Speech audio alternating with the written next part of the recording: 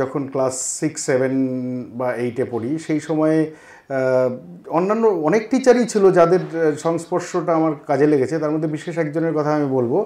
আমার বাংলার শিক্ষক, উনি ছিলেন সুনীল চক্রবর্তী। তার ওনার একটা স্বপ্ন ছিল যে ভারত, বাংলাদেশ, পাকিস্তান আবার এক হবে। তো এই স্বপ্নটা আমিও ছোটবেলায় দেখতাম।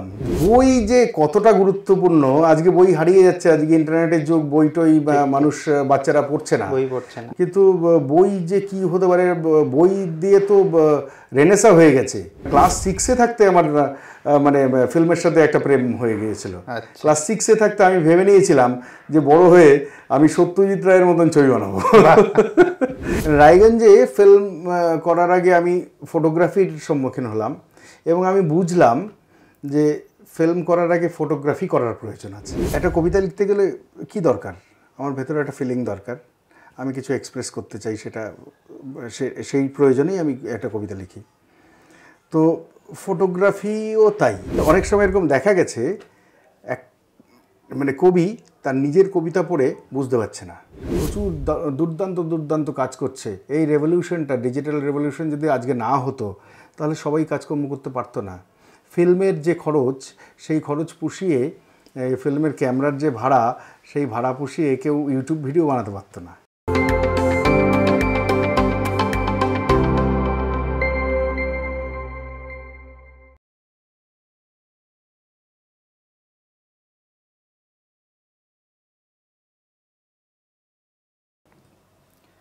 নমস্কার সবাইকে, welcome to another episode of NBO podcast. আজকের পডকাস্টটা খুবই ইন্টারেস্টিং, আর আজকের এপিসোডটা হলো 7th এপিসোড। 7th যে নাম্বারটা, ওটা আমার জন্য খুব লাকি। আর আজকের এপিসোডটাও আমার জন্য খুবই স্পেশাল, কারণ আজকে আমরা ডিসকাস করব ফিল্ম এবং ফটোগ্রাফি নিয়ে। আর আজকে আমার সাথে যিনি আছেন তার ব্যাপারে একটু বলে দিই। আজকের এই জেনারেশনে, এই সময়ে আমরা দেখি যে কোনো মানুষ, মানে সবাইকে বলছি না, মেজরিটি অফ দ্য পিপল কিছু একটা করার আগেই ভাবে যে আমি কি করে সবাইকে জানাবো যে আমি কিছু একটা করতে চলেছি। মানে নিজের ব্যাপারে জাহির করতে সবাই আমরা ভালোবাসি বিভিন্ন সোশ্যাল মিডিয়াতে বা অনেক জায়গাতেই। কিন্তু তার মধ্যে কিছু লোক আছেন, কিছু মানুষ আছেন যারা নিজের ব্যাপারে খুব একটা বলতে পছন্দ করেন না। তারা মনে করেন যে আমার ব্যাপারে আমার কাজ দিয়েই সবাই জানতে পারবে, বেশি আগ বাড়িয়ে কিছু বলার অত প্রয়োজন মনে করেন না। তো আজকে যে আমার গেস্ট, তিনি আমার গুরু বলতে পারেন, এটা বলতে কোনো দ্বিধা নেই, মেন্টর এবং আমার খুবই পছন্দের ফিল্ম মেকার এবং ফটোগ্রাফার।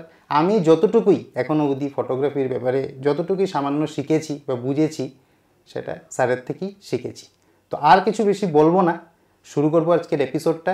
প্লিজ ওয়েলকাম আমার খুবই পছন্দের এবং কাছের সুব্রত কর। নমস্কার। Welcome sir, welcome to NBO podcast. আজকে অনেক দিন থেকেই আপনার সাথে পডকাস্ট করার তো ইচ্ছে ছিলই। আর আপনাকে যখন প্রথম আমি বললাম যে আপনার উপরে পডকাস্ট করব, তখন আপনি বললেন যে তুমি একবার ভেবে দেখো যে আমার সাথে তুমি কি বিষয়ে কথা বলবে। আপনার সাথে কথা বলার তো অনেক কিছুই আছে। তো আপনার এটা আমি বলবো, যেটা হিন্দিতে আমরা বলি বাড়াপ্পান আর কি, যে আপনি বললেন খুবই মডেস্টভাবে যে কি বিষয়ে আপনার সাথে কথা বলবো। তো শুরু করার আগে প্রত্যেকটা আমার এপিসোডেই, মানে পডকাস্টে আমি এটা একটা মেনটেন করি যে শুরুর টপিকটা সবের কমন থাকে, সেটা হলো চাইল্ডহুড, মানে আর্লি লাইফ বা ছোটোবেলা, যেটাকে আমরা বাংলায় বলি।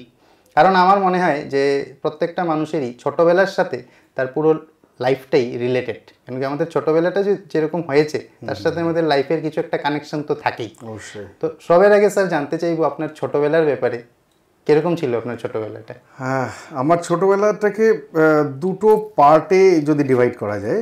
একটা পার্ট আমার মোটামুটি ধরো ক্লাস 3 পর্যন্ত, সেই সময়টা আমি গ্রামে ছিলাম, একটা গ্রামে থাকতাম। সেটা কোথায়? সেটা হচ্ছে জলপাইগুড়িতে। জলপাইগুড়ির একটা গ্রাম। সেই গ্রামে সাধারণ গ্রাম যেরকম হয় সেরকমই গ্রাম। তো সেইখানে ক্লাস 3 পর্যন্ত থাকার পর তারপরে আমি বানারহাট বলে একটা জায়গাতে যাই। আমার মা বাবার ট্রান্সফার হয় ওখানে। তো ওখান থেকে ওখানে থাকা শুরু করি। তো এই দুটো ফেজের মধ্যে, কেন দুটো ফেজ বলছি, কারণ দুটো ফেজের মধ্যে অনেক ডিফারেন্স আছে। মানে এই পরের ফেজটা যদি আমার না আসতো তাহলে হয়তো অনেক কিছুই আমি পেতাম না। তো স্বাভাবিকভাবেই আজকেও তো তাই, গ্রামে দেখুন অনেক কিছু, গ্রামে অনেক কিছু পৌঁছে গেছে, ইন্টারনেট পৌঁছে গেছে, সমস্ত কিছুই গ্রামে আছে, কিন্তু তবুও গ্রামে তো অনেক কিছু নেইও। অবশ্যই গ্রামে থেকে সবসময় যে সব কিছু করা সম্ভব, জীবনে যে যা করতে চায় সবসময় সম্ভব হয়ে ওঠে না, একদম অসম্ভব বলছি না, কিন্তু ইজিলি পরিবেশটাও তো প্রয়োজন হয়, পরিবেশও প্রয়োজন হয়। তো সেই পরিবেশটা আমি গিয়ে পেয়েছিলাম আমি বানারহাটে। আচ্ছা। তো ক্লাস 3 পর্যন্ত একটা খুবই নর্মাল লাইফ, গ্রামে আছি যেরকমভাবে গ্রামের অন্যান্যরা থাকে সেরকমভাবেই আছি। তারপর ক্লাস 3 এর পর যখন আমি বানারহাটে যাই, ওখানে গিয়ে আমার এক্সপোজার এমন একটা জায়গাতে হয়, সেই জায়গাটাকে গ্রাম বা শহর কোনোটাই বলা যাবে না, দুটোর মাঝামাঝি একটা জায়গা। তো সেই জায়গাতে গিয়ে সবচেয়ে বড় যেটা ব্যাপার হলো যে অনেক ধরনের মানুষ ওখানে বসবাস করে। সেখানে বাঙালি আছে, বাঙালি প্রচুর আছে, নেপালি আছে, আদিবাসী আছে এবং আরও অন্যান্য সম্প্রদায়ের মানুষরা আছে। তো বিভিন্ন সম্প্রদায়ের মানুষ এবং বিভিন্ন ভাষাভাষীর মানুষ একসাথে থাকার জন্য যেটা সুবিধে হয় অনেক ধরনের কালচারের সম্মুখীন হওয়া, তো সেইটা সম্ভব হয়েছিল বানারহাটে যাওয়ার পর। আচ্ছা। তো সেইটা আমার ক্ষেত্রে আমার মনে হয় বেশ উপকারী হয়েছে আমার জন্য। এবং তারপর ওখানে ক্লাস 4-এ পড়াশোনা করে তারপরে হাই স্কুলে পড়তে পড়তে যেটা মানে বলবো যে আমার লাইফটাকে একটু টার্ন করে দেওয়ার মতন কিছু ঘটনা, সেই টার্ন করে দেওয়ার মতন ঘটনাগুলোর মধ্যে একটা হচ্ছে আমার স্কুলের টিচাররা। আচ্ছা। আমার স্কুলের টিচাররা আমাকে যেভাবে শেপ করেছে, ডিরেক্টলি না, কারণ আমি ছোটোবেলায় একটু শাই প্রকৃতির, বা আমি ব্যাক বেঞ্চার্স ছিলাম, ইভেন আমি বলা যেতে পারে লাস্ট বেঞ্চে বসতেই পছন্দ করতাম। টিচার যাতে আমাকে দেখতে না পায় সেই জন্য যতটা নিচু হয়ে থাকা যায় ততটা নিচু হয়ে থাকতাম। তো কোনোভাবে কমিউনিকেট করার আমি চেষ্টা করতাম না, কিন্তু টিচাররা যা পড়াচ্ছেন সেটা আমি কিন্তু নেয়ার চেষ্টা করতাম, ওইটা ক্যাচ করতে। অবশ্যই সেটা আমি ক্যাচ করতাম। এবং বিশেষ করে আমি যখন ক্লাস 6, 7 বা 8-এ পড়ি, সেই সময়ে অন্যান্য অনেক টিচারই ছিল যাদের সংস্পর্শটা আমার কাজে লেগেছে। তার মধ্যে বিশেষ একজনের কথা আমি বলবো, আমার বাংলার শিক্ষক, উনি ছিলেন সুনীল চক্রবর্তী। আচ্ছা। বিদগ্ধ মানুষ। তো উনার সংস্পর্শ মানে ডিরেক্ট কন্ট্যাক্ট নয়, উনি পড়াতেন যেভাবে, তো ওনার পড়ার স্টাইলটাই ছিল একটু অন্যরকম। মানে উনি যখন পড়াচ্ছেন তখন মানে একটা ধরো কবিতা পড়াচ্ছে, কবিতা পড়াতে পড়াতে দেশ বিদেশের বিভিন্ন জায়গায় তিনি চলে যেতেন। তো এমন ইনফরমেশান উনি দিতেন, সেই ইনফরমেশানগুলো আমার কাছে এত নতুন, এত অদ্ভুত লাগছে, এত মানে পুরো ওয়ার্ল্ডটা তো ছোট জায়গা নয়, অনেক বিশাল স্ফিয়ার। তো সেই বিশাল স্ফিয়ারের নতুন জিনিস যখন জানতে পারছি, তো ওই যে একটা রোম্যান্টিক ফিলিং, নতুন একটা জিনিস জানার একটা ফিলিং, সেই ফিলিংটা এত অদ্ভুত। আপনার খুব এক্সাইটিং লাগতো? খুবই এক্সাইটিং। মানে ওনার সিলেবাস কোনোদিন শেষ হতো না। আচ্ছা। সিলেবাস শেষ করতে পারতেন না কোনোদিন। তো স্বাভাবিকভাবে স্টুডেন্টরাও ওই টিচারকে খুব বেশি পছন্দ করতেন, এরকমও না। আচ্ছা। কারণ উনি বিভিন্ন ব্যাপারে কথা বলে যাচ্ছেন, অথচ যে কবিতাটা পড়াবেন সিলেবাসের বাইরে, মানে একটা কবিতা পড়াতে সুকান্ত পড়াতে কোথায় চলে যেতেন উনি নিজেই মানে বলতে পারবেন না যে কোথায় ছিলেন, কোথায় চলে গেছেন। কিন্তু তো স্বাভাবিকভাবে যেটা হয় যে স্টুডেন্টরা পছন্দ করতো না, স্টুডেন্টরা অনেক সময় জানলা দিয়েও পালিয়ে গেছে। টিচার এত মনোযোগ দিয়ে পড়াতেন যে খেয়ালই করতেন না কে পালালো, কে কী করলো, সেই হুঁশও থাকতো না। তো আমার আবার কি অদ্ভুতভাবে দুর্দান্ত লাগতো, মানে ওনার সেই কথাবার্তাগুলো, সেই ভারত বাংলাদেশ পাকিস্তান, ওনার একটা স্বপ্ন ছিল যে ভারত বাংলাদেশ পাকিস্তান আবার এক হবে। তো এই স্বপ্নটা আমিও ছোটবেলায় দেখতাম যে সত্যিই তো ভারতবর্ষ একসময় এক জায়গায় ছিল, ভারত পাকিস্তান বাংলাদেশ একসাথে ছিলাম আমরা, কত ভালো একটা ফিলিং। সেই ফিলিংটা মানে যদি আমরা এক হতাম তাহলে কি হতো, এবং সেই বয়সে প্রথম ওই ফিলিংটা এসছে। তার আগে তো আমাদের সেই কনসিয়াসনেস ছিল না যে আমরা ভারতবাসী বা পাকিস্তান আলাদা, বাংলাদেশ আলাদা, এই বলেই জানতাম, একই ছিলাম। তারপরে স্যার বলছেন যে আমার স্বপ্ন যে ভারত বাংলাদেশ পাকিস্তান আবার এক হবে। এই যে একটা স্বপ্ন, অদ্ভুত স্বপ্ন, সেই অদ্ভুত স্বপ্নটা আমাকে এত অনুপ্রাণিত করতো। তো যাই হোক, আমি ওই ক্লাসে থাকতেই ভাবতাম, উনি বলতেন যে আমার কোনো ছাত্র কোনোদিন একদিন লাল মারুতি কার করে আসবেন, আসবে আমাকে নিয়ে চলে যাবে। তখন মানে আনকনশিয়াসলি আমি ভাবতাম স্যার হয়তো আমাকে দেখেই বলছে যে আমিই আসবো, স্যারকে মারুতি করে একটা লাল গাড়িতে করে আসবো, স্যারকে নিয়ে চলে যাব, স্যার চলুন। তো কিন্তু দুর্ভাগ্য স্যার কবে চলে গেছেন সেটা আমার আর জানা হয়নি, আমি 1 বছর পরে জানতে পেরেছিলাম। আচ্ছা। তো যাই হোক, সেই এই ছোট ছোট জিনিসগুলো, এটা ছোট নয়, অনেক বড় ব্যাপার। মানে একজনের বায়োলজিক্যাল ডেভেলপমেন্ট তো সবারই হয়, কিন্তু কালচারাল ডেভেলপমেন্ট বা সমস্ত ধরনের ডেভেলপমেন্ট, সেটা পড়াশোনার বাইরেও এমন কিছু ব্যাপার থেকে হতে পারে, পরিবেশ থেকে হতে পারে, মানুষের থেকে হতে পারে। সেই ব্যাপারগুলো ওই বানারহাট স্কুলে আমি মনে করি বিশেষভাবে আমার স্যারের থেকে আমি পেয়েছি, সেটা আমাকে শেপ করেছে। আর আরেকটা বিশেষ ব্যাপার বলবো যে আমি ছোটবেলা থেকে ছবি আঁকতে পছন্দ করতাম। আমার এক কাকা ছবি আঁকতেন, তো ছবি আঁকতাম, এখনো আছে, ভালো লাগতো।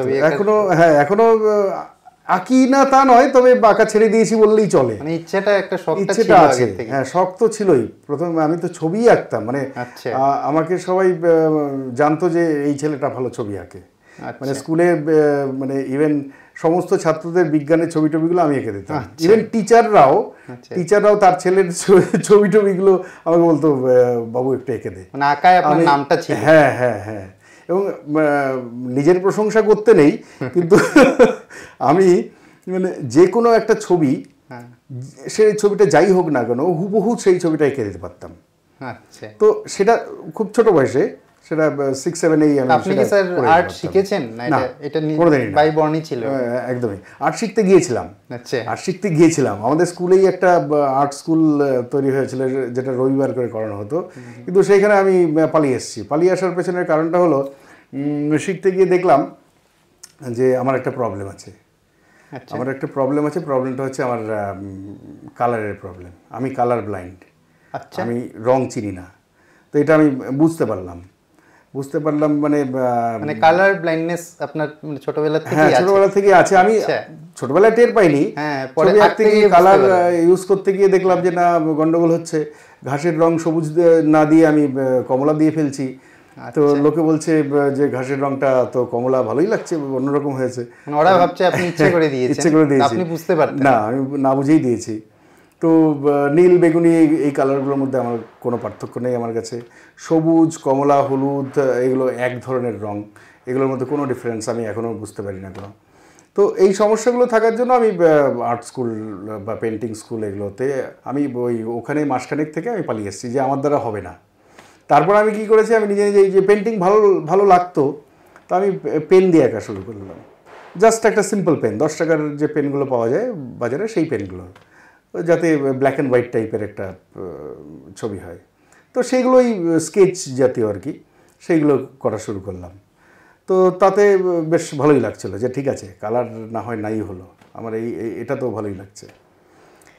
তো এটা হলো। আর আরেকটা গুরুত্বপূর্ণ ঘটনা যেটা আমার জীবনে ঘটেছে, সেটা যদি না ঘটতো তাহলে হয়তো আমি আজকে যতটুকুই যে জায়গাতেই এসছি, সেই জায়গাতেও হয়তো আসতে পারতাম না। সেই জায়গাটা হলো একটা ঘটনা, গুরুত্বপূর্ণ ঘটনা। আমার বাবা প্রাইমারি স্কুলের টিচার। তো বাবা স্কুলে তখন লাইব্রেরি গ্র্যান্টের জন্য কিছু টাকা পয়সা এসছে, বই কেনা হয়েছে। তো প্রচুর বই কেনা হয়েছে, বাচ্চাদের বই, বিভিন্ন বিদ্যাসাগর, লীলা মজুমদার, বিভিন্ন বই ছিল, সুকুমার রায়। তো সমস্ত বই এবার আমাদের বাড়িতে চলে আসলো। কেন বাড়িতে চলে আসছে? কারণ ঘরের একটাই ঘর স্কুলের, ওই ঘরে রাখার জায়গা নেই।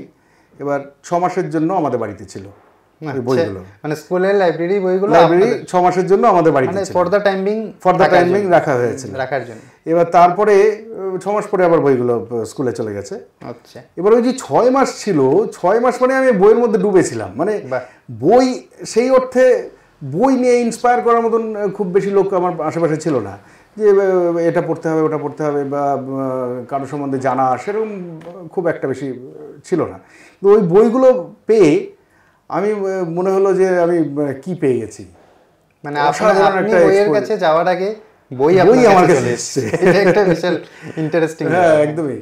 মানে ওই সময়ই আমি মানে বই যে কতটা গুরুত্বপূর্ণ, আজকে বই হারিয়ে যাচ্ছে, আজকে ইন্টারনেটের যুগ, বই টই মানুষ বাচ্চারা পড়ছে না, বাচ্চারা শুধু ওই বুকিশ নলেজের উপর বই পড়ার চলটা যে ওটা চলে গেছে, সেটা চলে গেছে, সেটা খুব স্যাড। কিন্তু বই যে কি হতে পারে, বই দিয়ে তো রেনেসা হয়ে গেছে, মানে নবজাগরণ হয়েছে বই দিয়ে।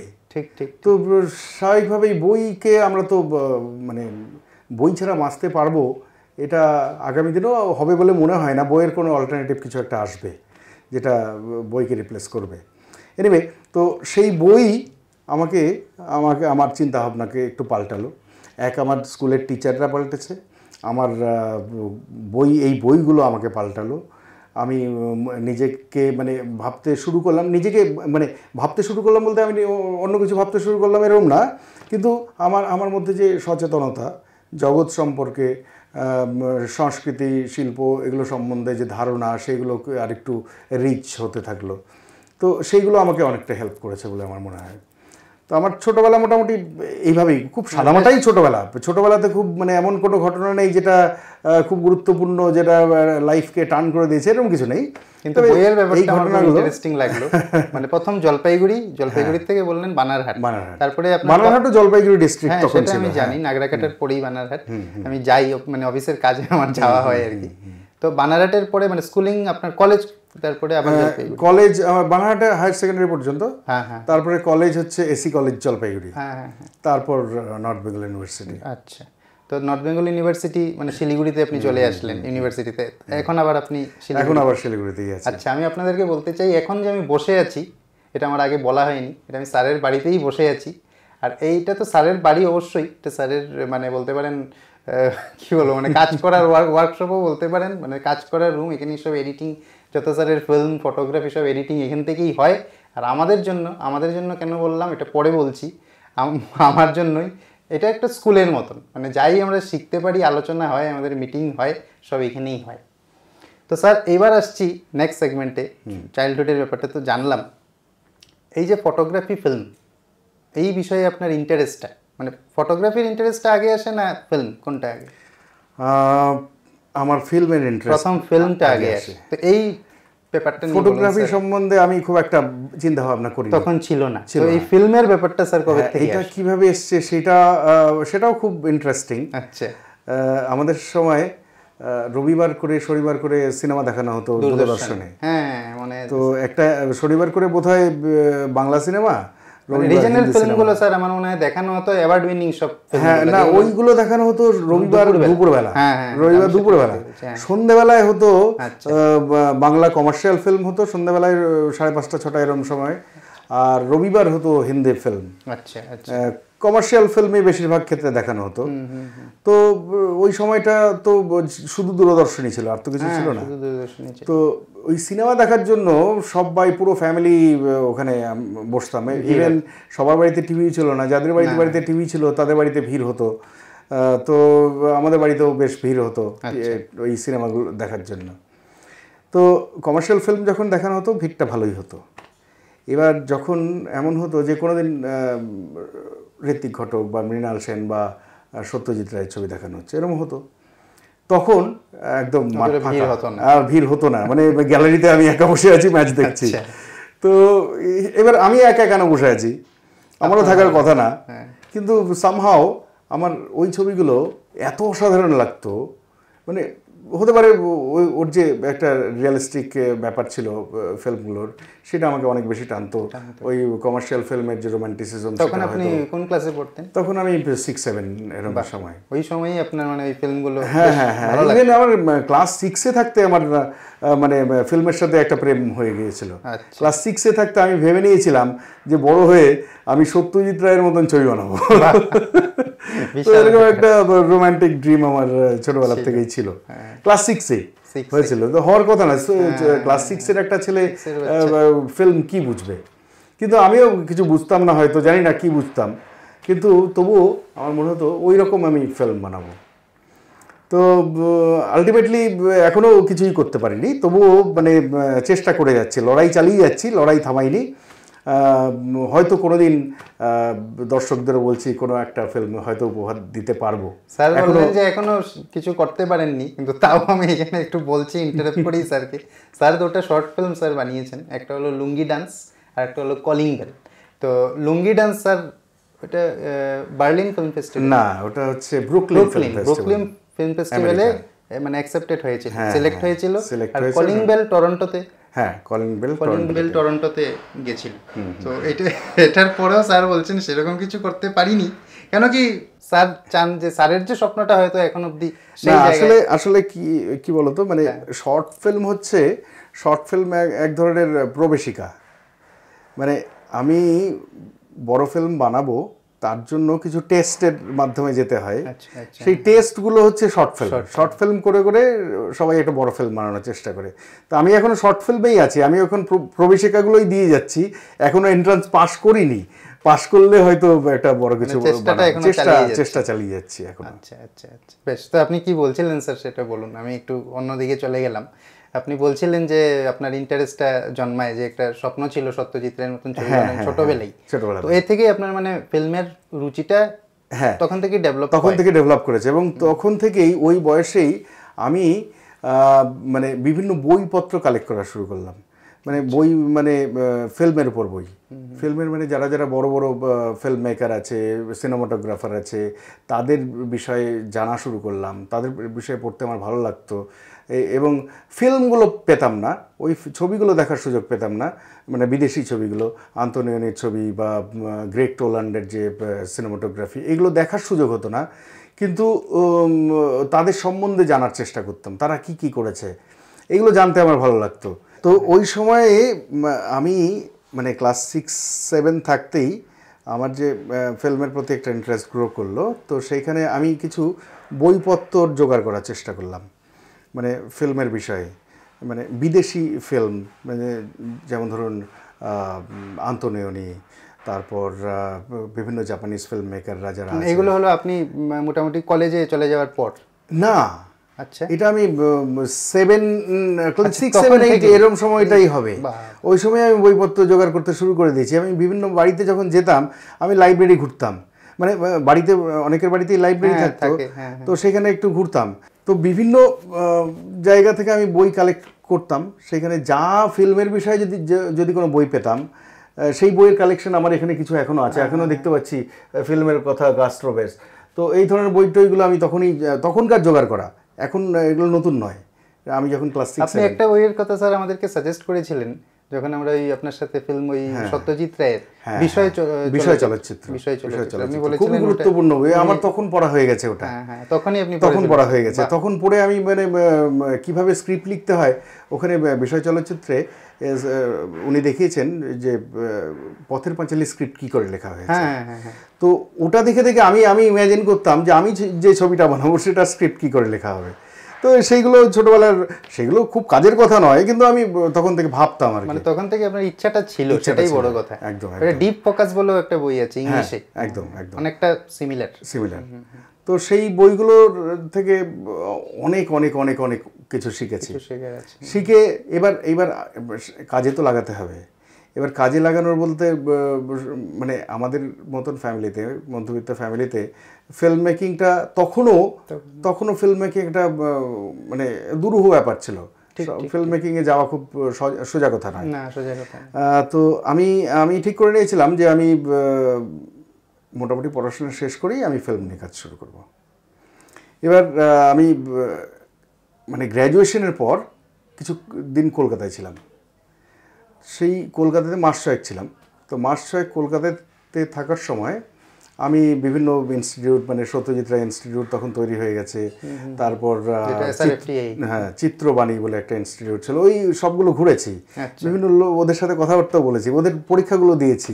এবার আমি জানি না সামহাও ওই পরীক্ষাগুলোতে আমি পাশ করেছিলাম কি না জানি না, আমার বাড়িতে রেজাল্ট গিয়েছিল কিনা সেটাও আমি জানি না, কিন্তু আমি আর কোনো খবর পাইনি ওগুলোর। এনিওয়ে, তো সেগুলো তারপর আমি মাস্টার্স করতে আমি নর্থ বেঙ্গল ইউনিভার্সিটিতে চলে আসি। মাস্টার্স কমপ্লিট হয়ে গেল। এবার ভাগ্যবশত বা দুর্ভাগ্যবশত যাই হোক না কেন, আমার একটা চাকরি হয়ে গেল।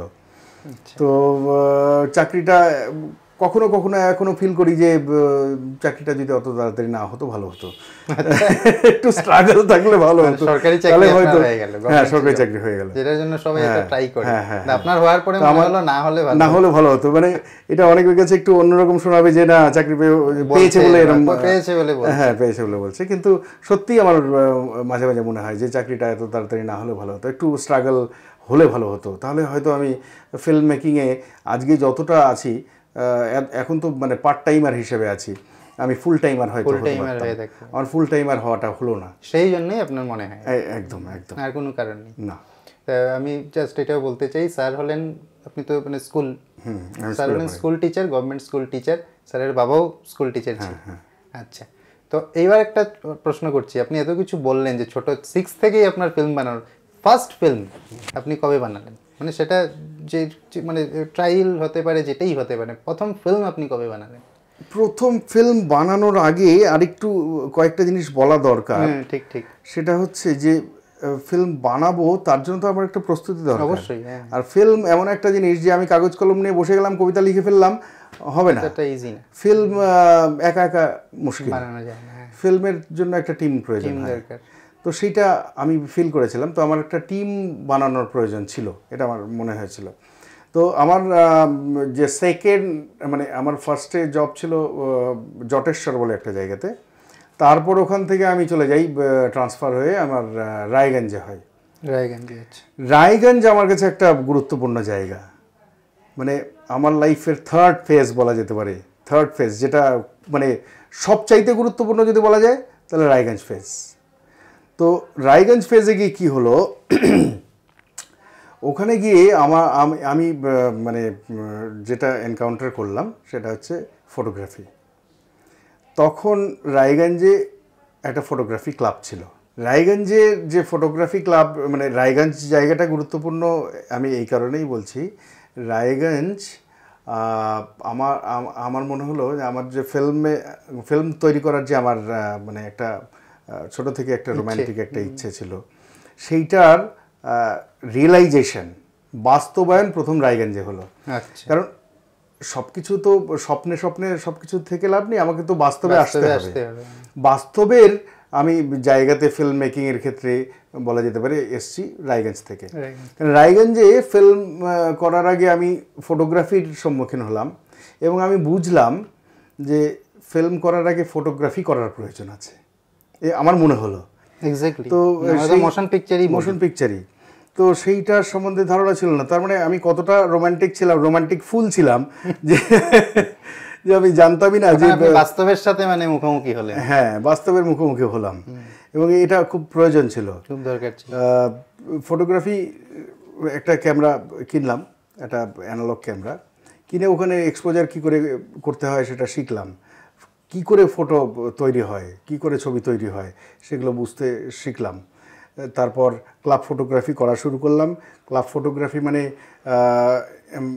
বিভিন্ন ধরনের ক্লাব পুরো ভারতবর্ষেই আছে, তো তখন ক্লাবের সংখ্যা অনেক কম ছিল, কিন্তু রায়গঞ্জে একটা ক্লাব ছিল। এটা ভাগ্যবশত আমি ওই রায়গঞ্জেই গেলাম, যেখানে তখন ক্লাব বলতে পুরো নর্থ বেঙ্গলে দুটো ক্লাব ছিল বলেই আমি জানি, এক হচ্ছে কোচবিহারে আর এক হচ্ছে রায়গঞ্জ। শিলিগুড়ি ক্লাব ছিল, মাঝখানে বন্ধ হয়ে গিয়েছিল। আচ্ছা, তো এই দুটো ক্লাব ছিল এবং আমার ট্রান্সফার হলো, আমার ভাগ্যবশত যে রায়গঞ্জে ট্রান্সফার হলো। তো ওখানে ফটোগ্রাফি করতে করতে আমি যার সম্মুখীন হলাম সে হচ্ছে আমার গুরু অমিতাভ দাস, পল্টনদা। তোমরাও চেনো পল্টনদাকে।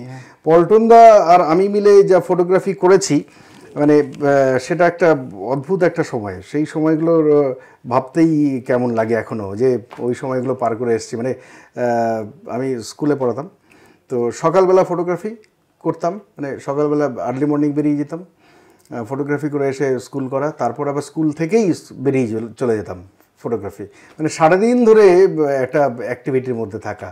তো সেটা অদ্ভুত সময়, মানে তোমরা কল্পনা করতে পারবে না যে কীরকমভাবে আমরা কাজ করেছি। ইভেন তখন একটা ট্রানজিশনাল ফেজ চলছে, অ্যানালগ থেকে ডিজিটাল আসছে, এই ফেজের মধ্যে দিয়ে আমরা চলছি।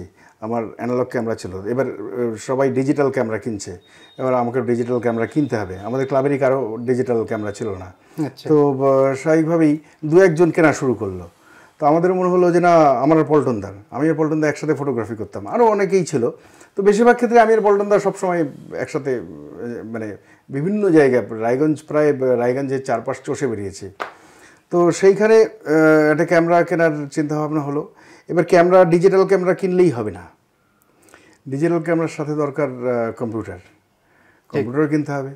আর তখন ওই যুগে দাঁড়িয়ে কম্পিউটার মানে অনেক এক্সপেন্সিভ। এখন যেরকম ব্যাপারটা কমন হয়ে গেছে, সবার কাছে ডিএসএলআর আছে, কম্পিউটার আছে, তখন ওরকম ছিল না। তখন একটা ডিএসএলআর মানে অনেক এক্সপেন্সিভ ছিল। তখন 2003-4 সাল একটা কম্পিউটার ক্যামেরা কেনা মানে 70,000, 80,000, 75,000 টাকা দাম। মানে আজকের দিনে দাঁড়িয়ে ভাবতেই পারবে না যে সেই প্রাইসটা কতটা হাই ছিল। ঠিক। তো এবার কম্পিউটারও কিনতে হবে, কম্পিউটারও মোটামুটি সেম ওরকম একটা দাম হবে। এবার কি করে করা যায়? তো আমি আর পল্টনদা একটা বুদ্ধি করলাম যে পল্টনদা কিনবে ক্যামেরা, আমি কিনবো কম্পিউটার। তো এইভাবে একটা কি মিথজীবী ওয়েতে আমরা কাজকর্ম মিলেমিশে কাজটা শুরু, মিলেমিশে। তো প্রচুর কাজকর্ম আমরা ওই সময়টাই করেছি। মানে আমার বিশেষ, তোমরা যে আমার যে ফটোগ্রাফির কাজকর্মগুলো দেখো, তার বেশিরভাগটাই আমার ওই সময় প্রচুর কাজ হয়েছে ওই সময়। তারপরে শিলিগুড়িতে আসার পর আমার ফটোগ্রাফি বলতে পারো অনেকটাই কমে গেছে। যে কাজগুলো রায়গঞ্জে করেছে সেগুলো আর করা হয়ে ওঠেনি। এইবার স্যার আমি একটা প্রশ্ন করতে চাই, খুবই সিম্পল প্রশ্ন, কিন্তু হয়তো আপনার জন্য একটু ডেপথ মনে হবে প্রশ্নটার মধ্যে।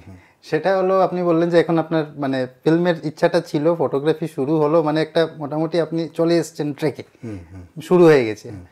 তো আমি প্রশ্নটা খুবই সিম্পল যে হোয়াট ইজ ফটোগ্রাফি? আমরা তো বইয়ে পত্রে গুগল করলেও আনসার তো পেয়েই যাবো। আমি আপনার মুখ থেকে শুনতে চাই, আপনার জন্য যদি বলা হয় হোয়াট ইজ ফটোগ্রাফি, আপনার উত্তরটা কি, এটা আমি জানতে চাই। দেখো, আমি ফটোগ্রাফিকে একদম আলাদা করে দেখি না। মানে একটা কবিতা লেখাও যা, একটা ছবি তোলা তাই। আচ্ছা, আমার কাছে আমি এইভাবেই ভাবি আর কি। কেন ভাবি?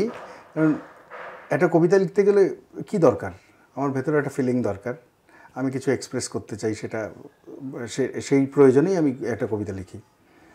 তো ফটোগ্রাফিও তাই, মিউজিকও তাই, মানে ইভেন তুমি ফিল্ম মেকিং বলো, সেটাও তাই, এক্সপ্রেশন। তো এক্সপ্রেশন ফটোগ্রাফির সাথে কবিতার কী ডিফারেন্স, ফটোগ্রাফির সাথে নাচের কী ডিফারেন্স, ফটোগ্রাফির সাথে মিউজিকের কী ডিফারেন্স? বেসিক্যালি কোনো ডিফারেন্স নেই, সবটাতেই দরকার হয় একটা ফিলিং। মানে আমি নিজেকে, মানে আমার ভেতরটা, এবং এটা কখনোই তো ক্রিয়েটিভ প্রসেস কখনো কনশাস প্রসেস হয় না। ক্রিয়েটিভ প্রসেস সবসময় একটা আনকনশাস প্রসেস। আমি কি ছবি তুলছি এক্স্যাক্টলি কিন্তু আমি নিজেও জানি না। আমি মানে ক্রিয়েটিভ প্রসেস যেভাবে হয়, আমি একটা ছবি তুলছি, ছবি তোলার সময় যে ভাবনাগুলো আমার কনশাসলি আসছে এবং যে ভাবনাগুলো আমার আনকনশাসলি আমার ভেতর থেকে এসছে, সেটা অনেক কিছুই থাকে। তার মধ্যে আমার পাস্ট হিস্ট্রি থাকে, আমার পড়াশুনো থাকে, আমার বায়োলজিক্যাল যে জিনগত ব্যাপার সেইগুলো আছে, সমস্ত কিছু মিলেমিশে আমার দেখাটা তৈরি হয়। তো সমস্ত কিছু দেখা দিয়ে একটা ফটোগ্রাফ তৈরি হলো। সেই ফটোগ্রাফটার মধ্যে কতটুকু ক্যামেরা আছে, ক্যামেরার অংশ কতটুকু, শুধু টেকনিক্যাল ব্যাপার, শুধু টেকনিক্যাল জায়গাটা, একটা সিনকে এক্সপোজ করতে হবে সেইটুকু জায়গা। আর কিছু টেকনিক্যাল অ্যাসপেক্টস আছে, অ্যাপারচার, এসব তোমরা জানো যে এইগুলো প্রয়োজন হয় একটা ছবিকে আমার মতন করে তোলার জন্য। তো কিন্তু সেগুলো সবই টেকনিক্যাল। এবার মানে আজকের দিনে দাঁড়িয়ে দেখো, তুমি মোবাইলেও ফটোগ্রাফি হচ্ছে, ইভেন প্রচুর কন্টেস্ট হচ্ছে যে মোবাইল ফটোগ্রাফি কন্টেস্ট। তাহলে মানে আলটিমেটলি সব জায়গায় কিন্তু ব্লারি হয়ে গেছে যে তোমার টেকনিক্যাল অ্যাসপেক্টগুলোই যে তোমার দুর্দান্ত একটা ব্যাপার। মানে যে আমরা ছোটোবেলার থেকে শিখতাম যে তোমাকে অর্থোডক্স হতে হবে, মানে যেটাই শেখো তোমাকে অ্যাপারচারটা দুর্দান্ত করে আগে শিখতে হবে, অ্যাপারচার কী করে করতে। কিন্তু আলটিমেটলি দেখো সব কিছু ব্লারি হয়ে গেছে। মানে আলটিমেটলি তুমি কীভাবে, তোমার ফিলিং কীরকম আছে, তুমি সাবজেক্টকে দেখে তোমার ফিলিং কী হচ্ছে, তুমি কীভাবে ভাবছো, তোমার চিন্তাভাবনাটা কী, তুমি যখন একটা অ্যাঙ্গেল ধরছো কোনো একটা, ধরো সাবজেক্ট পেলে, ধরো একটা মানে এক পুরুষ দাঁড়িয়ে আছে, তুমি ছবি তুলবে। এবার তুমি ভাবছো যে ছবি তো তুলবো, ছবিতে আমি দেখাবো কি। এবার দেখানোর হতে পারে যে আমি সেই মানুষটিকে দেখাচ্ছি, অবশ্যই মানুষটিকেই দেখাচ্ছি, মানুষটির ছবি যখন তুলছি তাকেই দেখাচ্ছি, কিন্তু জাস্ট একটা মানুষের ছবি যদি ক্লিক করে দিলাম তাহলে তো সেটা জাস্ট রিয়ালিটির একটা রিপ্রোডাকশন হলো। কিন্তু এখানে শিল্প কোথায়? তো শিল্প কোথায় এইটা খুঁজতে গিয়েই তখন মানে ধরো তুমি ক্যামেরাটা প্লেস করেছো, এবার ক্যামেরাটা কোথায় প্লেস করেছো এটা একটা চয়েস, এটা একটা চয়েস। এটা চয়েসটা তোমার কোত্থেকে এসছে? তোমার শিক্ষা, তুমি যা শিখেছো এতদিন ধরে, যে ফটোগ্রাফ দেখেছো, বিভিন্ন মাস্টারসদের যে ফটোগ্রাফসগুলো দেখেছো, সেগুলো দেখে শিখেছো যে এইরকমভাবে ফ্রেমিং করতে হয়। এবার তখনই অনেকগুলো প্রশ্ন তোমার মাথায় আসবে, আমি নিচে বসবো না ওপরে বসবো, ওপরে উঠবো, ওপর থেকে তুলবো না সাইড থেকে তুলবো, লাইটের ডিরেকশনে তুলবো না লাইট ব্যাকলাইট হবে, সাবজেক্ট ওয়াইজ কোনটা আমার জন্য ভালো হবে। এই ভাবনাগুলো সবই কিছু কনশাসলি চলে ভাবনা, কিছু ভাবনা আবার খুবই আনকনশাস লেভেলে চলে। আমরা নিজেরাই জানি না যে ভেতরে ভেতরে আমাদের কি চলে।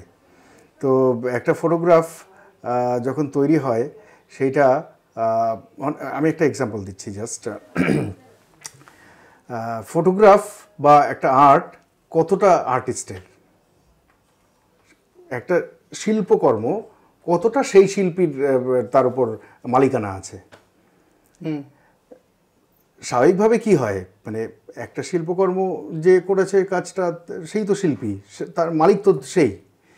কিন্তু অ্যাকচুয়ালি যদি মানে সমস্ত সাইকোলজিক্যাল অ্যাসপেক্টগুলো চিন্তা করা যায় তাহলে বোঝা যাবে যে মালিকানা আসলে কারো না। একটা ফটোগ্রাফ বা একটা কবিতা বা একটা গান একটা মানে আলাদাই এন্টিটি, ওটার কোনো মালিকানা নেই, মালিকানা হতে পারে না। তার কারণটা হচ্ছে যে যখনই আমি একটা ফটোগ্রাফ তুলে ফেললাম, বা একজন যে কবিতা লিখলো সে কবিতা লিখে ফেলেছে, লেখা হয়ে গেছে, ছাপা হয়ে বইয়ে বেরিয়েছে, ওই যে মানে ছাপা যে বইটা বেরোলো সেই প্রসেসটার মধ্যে কবি যখন ওই কবিতাটা পড়ছে তখন কিন্তু কবি ওই পোয়েটিক প্রসেসের মধ্যে নেই, তখন ওই প্রসেসের বাইরে চলে গেছে।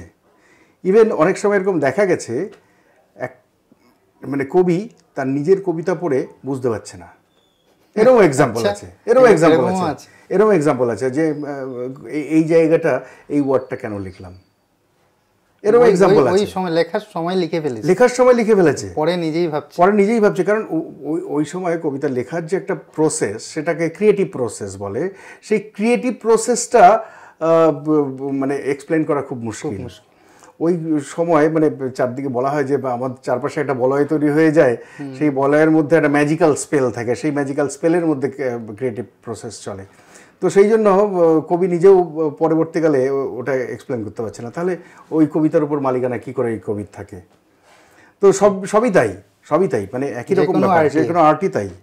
একটা ফটোগ্রাফ তোলার পর মানে বহু বছর পর তোমার মনে হতে পারে বাজে তুলেছি, একদম জঘন্য হয়েছে, এরা কি ছবি হয়েছে, অথচ যখন তুলেছিলাম তখন দুর্দান্ত লেগেছিল। আবার কখনো এমন হয়েছে যে অপোজিটও হয়, কখনো মনে হয় যে এই ছবিটা আমি তুললাম। আমারও ক্ষেত্রে এমন হয়েছে, অনেক পুরোনো ছবি রয়ে গেছে, কোনোদিন পাত্তা দিইনি, এই ছবিটা ভালো ছবি না, কিন্তু পরবর্তীকালে বারবার দেখার পর মনে হচ্ছে না এটা দুর্দান্ত ছবি। তো সেই সময় তুলে ফেলেছিলাম, সেই সময় জানি না যে ছবিটার গুরুত্ব কতটা, পরবর্তীকালে সেই গুরুত্বটা ধরা পড়েছে। তো হতে পারে এরকম। তো সেই জন্য ফটোগ্রাফি, সিম্পলি স্পিকিং, ফটোগ্রাফি একটা ফিলিং, যে ফিলিংটা সবসময় যে সচেতনভাবে আসে এরকম নয়, আমাদের অচেতন মন থেকেও সেই ফিলিংটা আসে। সেই জন্য মানে ফটোগ্রাফি, ফিল্ম, পেন্টিং বা তুমি গান বলো, মিউজিক বলো, সমস্ত কিছুই কিন্তু সেম, মানে শুধু মিডিয়ামটা আলাদা, আর কিছু না। তো স্যার আমি যতটুকু আপনি বললেন বুঝতে পারলাম, তার মধ্যে একটা শর্টে আবার একটু নিয়ে এসেছি ব্যাপারটাকে, যে ডিএসএলআর একটা ক্যামেরা কিনলেই, মানে আপনি আগেই যেহেতু বললেন যে টেকনিক্যাল অ্যাসপেক্টটাই সব কিছু না, মানে ওইটাও ম্যাটার করে 100বার, কিন্তু টেকনিক্যাল নলেজটা তো থাকতেই হবে, কিন্তু শুধু একটা ক্যামেরা কিনলেই যে আমি ফটোগ্রাফার হয়ে গেলাম সেটা তো সবসময় একদমই না। যেরকম আপনি বললেন যে পল্টন দা ক্যামেরা কিনেছিল, আপনি কিনেছিলেন কম্পিউটার। হ্যাঁ হ্যাঁ হ্যাঁ, আপনি ক্যামেরা না কিনেও যেহেতু আপনার মধ্যে ইচ্ছাটা ছিল, ওই মানে কি বলবো জিতটা ছিল বা যেটাই নেশা ছিল, ওই জন্য হয়তো আজকে আপনি এতটা চলে এসেছেন।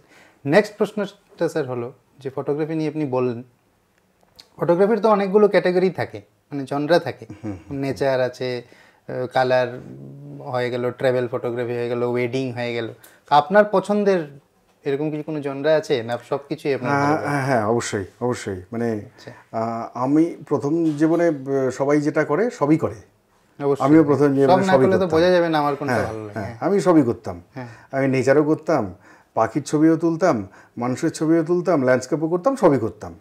কিন্তু আস্তে আস্তে মানে যত বয়স বেড়েছে তত মনে হয়েছে যে কিছু জিনিস আমার জন্য নয়, যেমন ওয়াইল্ড লাইফ ফটোগ্রাফি বা বার্ড ফটোগ্রাফি, এগুলো আমার জন্য নয়, এটা আমার মনে হয়েছে। আমি হয়তো কোনো দিনই এগুলো করবো না। একসময় ম্যাক্রো ফটোগ্রাফি করেছে, এখন ম্যাক্রো ফটোগ্রাফি করতেও ইচ্ছে করে না। এখন আমার যেটা সবচাইতে বেশি ইচ্ছে করে, দুটো ইচ্ছে, সেটা হচ্ছে আমি পোর্ট্রেচার নিয়ে কাজ করতে পছন্দ করি এবং ল্যান্ডস্কেপ নিয়ে কাজ করতে পছন্দ করি। কিন্তু ল্যান্ডস্কেপ নিয়ে আমার কাজকর্ম সেভাবে এখনও করা হয়ে ওঠেনি। আমার প্ল্যান আছে আমি ভবিষ্যতে ল্যান্ডস্কেপ নিয়ে কাজ করব। পোর্ট্রেচার নিয়ে কিছু কাজকর্ম আমি করেছি। তো পোর্ট্রেচার করতে আমার ভালো লাগে, মানুষকে নিয়ে বিশেষ করে কাজ করতে বেশ আনন্দ পাই। আচ্ছা, পোর্ট্রেচারটাই এখন বর্তমানে আপনার খুব ভালো লাগছে এবং ওইটা নিয়ে আপনি এক্সপেরিমেন্ট করছেন। একদম একদম। আচ্ছা, ফটোগ্রাফির তো স্যার দেখুন, অনেকেই এই প্রশ্নটা হয়তো অনেকেরই থাকবে। অনেকেই বলে যে ফটোটা আমি তুললাম, একটা র ছবি, এটাকে এখন প্রসেস করতে হবে বা এমনি বলতে গেলে এডিট করতে হবে। তো অনেকেই বলে যে এডিট করলে ওটা নাকি কোনো কম্পিটিশনে দেওয়া যায় না, বা এই বিষয়ে আপনি কি বলতে যাবেন? মানে প্রসেস বা এডিট এই ব্যাপারটা যদি একটু বলেন। দেখো, দুটো স্কুল আছে। একটা স্কুল বলছে ফটোগ্রাফির ব্যাপারে অর্থোডক্স হওয়া ভালো, অর্থোডক্স হওয়া উচিত, ভালোও শুধু বলছে না, অনেকে বলছে অর্থোডক্স হওয়া উচিত। আরেক দল বলছে, আরেকটা স্কুল বলছে যে না, আর্টের ক্ষেত্রে, শিল্পের ক্ষেত্রে কোনো রকম সীমারেখা থাকা উচিত নয়। আমি দ্বিতীয় স্কুলে পড়াশোনা করি।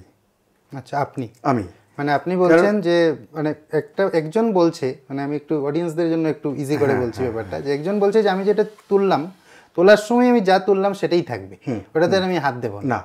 আর আরেকটা হলো আমি তুললাম, এটা নিয়ে এখন আমি কাজ করব, এটাকে আরেকটু প্রসেস করব, একটু বানাবো ছবিটাকে, যেমন আমরা বলি ছবি বানালাম। আপনি বললেন সেকেন্ড। দেখো, মানে ইভেন কোনো ছবি প্রসেস ছাড়া হয় না। মানে তুমি একটা ফিল্মে যদি ছবি তোলো, আগে তুমি যদি কখনো ফিল্মে তুলে থাকো, ছোটবেলায় অনেকেই তুলেছে, রিল ক্যামেরা যখন ছিল, রিল ক্যামেরাটা তোলার পর আমি বের করে কি ছবিটা দেখতে পাই? দেখতে পাই না, আমাকে ওটা তো প্রসেস করতে হবে, একটা কেমিক্যালের মধ্যে দিয়ে যেতে হবে, ওটাও তো ফটোশপ, যেটা আমরা বলতাম ছবি ওয়াশ করা। ওই ছবি ওয়াশ করা, তো সেটা কি ফটোশপ নয়? ওটা কেমিক্যালের উপর ডিপেন্ড করে যে আমি কোন কেমিক্যাল ইউজ করব, কতটা ইন্টেন্সিটিতে ইউজ করব, এবারে কে ইউজ করবে তার উপরও ডিপেন্ড করে যে আমার ডেভেলপমেন্টটা কত সুন্দর হবে। তাহলে সেটা কি ফটোশপ নয়? সেটাও ফটোশপ। তাহলে উইদাউট ফটোশপ কোনোদিনই ফটোগ্রাফি ছিল না, উইদাউট প্রসেসিং কোনোদিনই ফটোগ্রাফি ছিল না। র ফটো কোনোদিন তুমি ভিউয়েবল একটা জায়গাতে তুমি আসতে পারবে না। তো সেই জন্য র ফটো বলে কিছু হয় না, র ফটোকে প্রসেস করতেই হয়। এবার যেটা মেইনলি মানুষের ধারণা, মানে যারা অর্থোডক্স, তারা যেই জায়গাটাতে পুশ করার চেষ্টা করে যে আমি যেটা তুললাম সেইখানে কোনো চেঞ্জেস করব না। ঠিক আছে, আমি ধরে নিলাম ওই র প্রসেসিং বা ওই কেমিক্যাল প্রসেসিংয়ের ব্যাপারগুলোও ছেড়ে দিলাম, আমি কোনো প্রসেস করব না। প্রসেস করব না বলতে ওরা যেটা বোঝায় সেটা হচ্ছে আমি কন্ট্রাস্ট, ব্রাইটনেস এগুলো ঠিক করব না, যা আছে এক্স্যাক্টলি আমি ছবি তোলার সময় ওটা ঠিক করব। বা একটু মানে মিডিয়াম সেগমেন্টে যারা আছে তারা বলছে না, কন্ট্রাস্ট, ব্রাইটনেস এগুলো একটু নিয়ে প্লে করা যেতে পারে, ফটোশপে এগুলো নিয়ে করা যেতে পারে, কিন্তু এর বাইরে কিছু না। এর বাইরে মানে তুমি একটা এলিমেন্ট আছে, ধরো একটা পাখির ছবি তুলেছো, পেছন দিক থেকে একটা ডাল আছে, সেটাকে বাদ দেওয়া যাবে না। এবার পাখির ছবির ক্ষেত্রে একটু ডিফারেন্ট হয়, কারণ পাখি হচ্ছে ডকুমেন্টেশন, বার্ড ফটোগ্রাফি ডকুমেন্টেশন, ওইখানেটা বাদ দেওয়াটা ঠিক নয়, এটা আমি মানছি। কারণ ফটোগ্রাফির দুটো অ্যাসপেক্ট আছে, একটা ডকুমেন্টেশন আর একটা হচ্ছে আর্টিস্টিক অ্যাসপেক্ট। তো ডকুমেন্টেশনের দিকে যদি যাও তাহলে আমি অর্থোডক্সের দিকেই থাকবো, কারণ ডকুমেন্টেশন মানে তুমি রিয়ালিটিকে তুমি দেখাচ্ছ, বা ফটো জার্নালিজমেও তো ফটো জার্নালিজমে তাই, ওটা তো এডিট করা চলবে, ওটা রিয়েলটাকেই দেখাতে হবে, রিয়েলিস্টিক নয়, ঠিক ওটা রিয়েলটাকেই তোমাকে দেখাতে হবে। তো সেইখানে তুমি এডিট করা মানে সেখানে তোমার হস্তক্ষেপ করা মানে তো ওটা রিয়ালিটি থাকলো না। তাহলে একটা রিয়েল আর একটা রিয়ালিস্টিকের ব্যাপারে আমি আসছি। রিয়ালিস্টিক মানে মানে তোমরা শুনেছো একটা ফটোগ্রাফির কথা যে আমরা ফটো তুলি না, ফটো তৈরি করি, তাই না? আমরা ফটো মানে তোলার কথা মানে ইংরেজিতে বলা হয় টেকিং। তো টেকিং নয়, আমরা ফটো মেকিং করি। তো এটা একটা গুরুত্বপূর্ণ কথা। তো টেকিংটা হচ্ছে ওই ডকুমেন্টেশনের জন্য, আর মেকিংটা হচ্ছে ক্রিয়েটিভ অ্যাসপেক্ট, অ্যাস্থেটিক সেন্সের জন্য। এবার মেকিং করতে গিয়ে একটা ছবি, একটা পেইন্টারের কাছে একটা জাস্ট ফাঁকা স্পেস আছে, পেইন্টার ওগুলোতে কালার দিয়ে ফিল করে একটা কিছু তৈরি করে, মানে ছবিটা তারপরে রিয়ালিস্টিক হতে পারে বা কোনো একটা ফিলিং জেনারেট করতে পারে। তো একটা ব্ল্যাঙ্ক স্পেস থেকে ছবি রং চাপিয়ে তৈরি করে যখন প্রেজেন্ট করা হচ্ছে, আমরা বলছি দুর্দান্ত কিছু। তাহলে আমরা ফটোগ্রাফিতে কোনো একটা ছবি মানে তোলার পর ওখানে যদি আমরা চেঞ্জেস করি, তাহলে সেটাতে কেন এত প্রবলেম হবে? মানে যদিও ফটোগ্রাফি ফিল্ম আলাদা করে দেখছে, মানে ওই অর্থোডক্স স্কুল, ফটোগ্রাফি আলাদা, পেন্টিং আলাদা, তবুও এই ব্লার জায়গাগুলোতে না থাকাই ভালো। আমি আগেই বলেছি যে মানে আর্টিস্টিক অ্যাসপেক্টগুলোতে মানে কোথাও কোনো মানে আলাদা কিছু নেই, সব এক। ফটোগ্রাফিও যা, পেন্টিংও তা, গানও তা, সবই তা। তাহলে আমরা এত লিমিটেশন কেন রাখবো?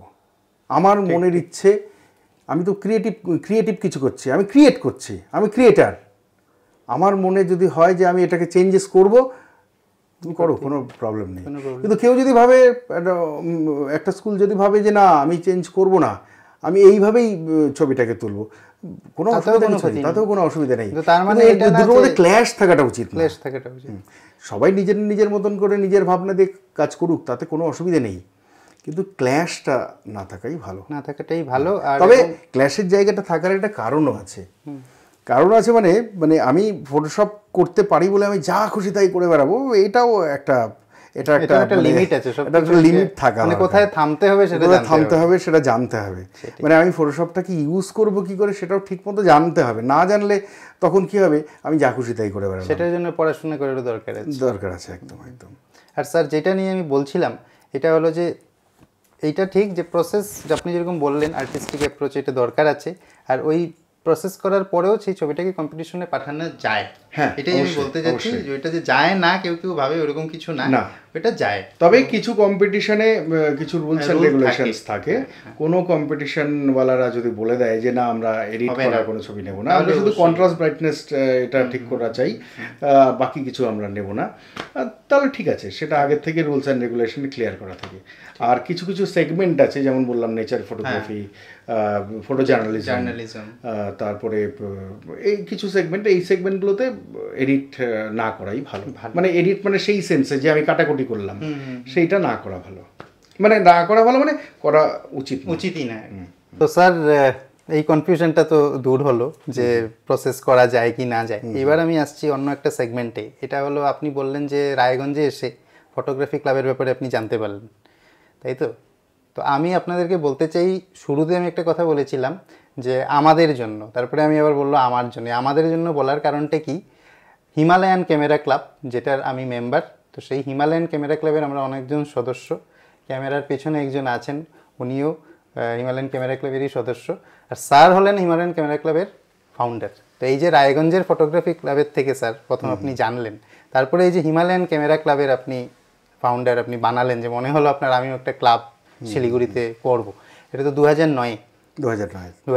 তো এটার ব্যাপারে স্যার কিছু বলুন, কি করে আপনার মানে মনে হলো যে একটা ক্লাব তৈরি করি? এবার রায়গঞ্জে থাকার সময় তো আমি মানে ক্লাব ফটোগ্রাফি মানে যেরকম লেভেলে করেছি, তারপর থেকে শিলিগুড়িতে আসার পর আমি যদি ফটোগ্রাফি না করতে পারি, বা তখন শিলিগুড়িতে ফটোগ্রাফির পরিবেশ যে খুব ভালো ছিল এরকম নয়, আমি খুব কাউকে চিনতামও না যে কারা ফটোগ্রাফি করেন, আমি তাদের জানতাম না। মানে আপনি একটু ডিটাচ ছিলেন? আমি একটু ডিটাচ ছিলাম, আর তার মধ্যে প্রপার শিলিগুড়িতে যেহেতু আমি থাকতাম না, আমার বাড়ি শিব মন্দির, তো সেই জন্য শিলিগুড়িতে যারা যারা ফটোগ্রাফি করতেন তাদের সঙ্গে আমার যোগাযোগ খুব একটা ছিল না।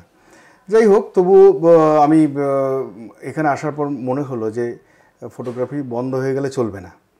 এবার আমার এটা নিজের স্বার্থের কথা ভেবেই আমাকে ফটোগ্রাফি একটা ক্লাব করতে হবে। তো এটা একটা অটোমেটিক চয়েস ছিল, এটা আমাকে করতেই হতো। তো একদিন হঠাৎ করে মনে হলো যে না, এটা করেই ফেলি। তো 2-4 জন বন্ধুবান্ধব জোগাড় হয়েছিল, তো তাদের নিয়েই একদিন একটা ক্লাব ফর্ম করে ফেললাম। এবং তারপর ক্লাব ফর্ম করার পর ক্লাবে ধীরে ধীরে মেম্বার্স বাড়তে শুরু করলো। এমনও হয়েছে যে একটা সময় ক্লাবের মেম্বার্স ছিল 50-এর মতন। তখনও মানে ফটোগ্রাফি, মানে ডিজিটাল ফটোগ্রাফি আজকে যে লেভেলে ফটোগ্রাফি চলছে, সবাই ফটোগ্রাফার, সবার গলাতেই একটা করে ডিএসএলআর বা মিররলেস ঝুলছে, সেরকম তখনও ছিল না। তখন ওই কিছু লোকজনই ফটোগ্রাফি করতো। তখনও ওয়েডিং ফটোগ্রাফি সেই রকমভাবে একটা দাপট নিয়ে আসেনি, তখন এই আমাদের মতন অ্যামেচার ফটোগ্রাফাররা শুধু ছিল আর কি, বা এক্সপেরিমেন্টাল ফটোগ্রাফি এই ধরনের ছিল। তো কিন্তু তখনও আমাদের ক্লাবের মেম্বার একটা সময় 50 ছুঁয়েছিল। তো ফটোগ্রাফির মধ্যে ইন্টারেস্টটা গ্রো করা গেছিলো। মানে এই চত্বরে প্রচুর যারা ইয়াংস্টার, যারা যারা একদম কলেজে পড়ছে বা হায়ার সেকেন্ডারি পাশ করেছে, এরকম প্রচুর ছেলেরা ফটোগ্রাফি করতে বা শিখতে বা আমাদের ক্লাবের সাথে একসাথে কাজ করতে আসতো। তো ফটোগ্রাফি এভাবে চলেছে। তো যদি এক কথায় বলা যায় ফটোগ্রাফি আমি অন্যের জন্য করেছি, এক কথা এটাও বলা যাবে না যে আমি নিজের স্বার্থেই আমার ক্লাব তৈরি করতে হয়েছে, নিজের খিদেতেই ক্লাবটা করেছি। তার সাথে সাথে অন্যদেরও হেল্প হয়েছে। হ্যাঁ, অন্যদেরও হেল্প হয়েছে।